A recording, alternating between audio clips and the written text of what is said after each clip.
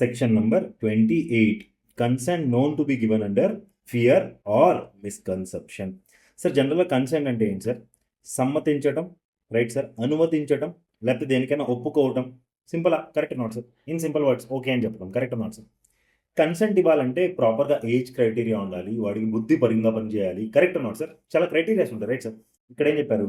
Consent కానీ వీళ్ళు ఇచ్చినట్టయితే అది మేము కన్సెంట్గా భావించము అని చెప్పేశారు.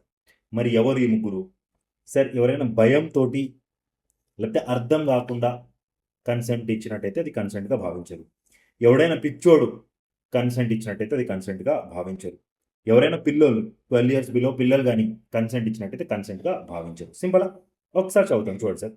A consent is not such a consent as is intended by any section of this Sanhita if the consent is given by a person under fear of injury or under a misconception of fact, and if the person doing the act knows or has reason to believe that the consent was given in consequence of such fear or misconception.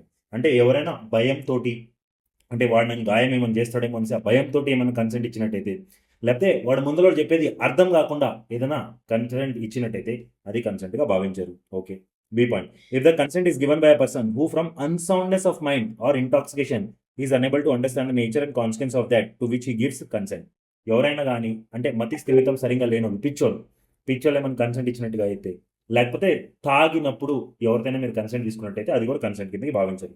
Third, unless the contrary appears from the context, if the consent is given by a person who is under 12 years of age. 12 years below బాబుతో మీరు ఏమైనా consent తీసుకుంటున్నారంటే అది కూడా consent కాదు. So ఈ 3 సినారియోలో ఈ ముగ్గురు persons తోటి కన్సెంట్ తీసుకుంటే అది కన్సెంట్ కిందకి భావించము అని సెక్షన్ చెప్తుంది. ఓకేనా సార్?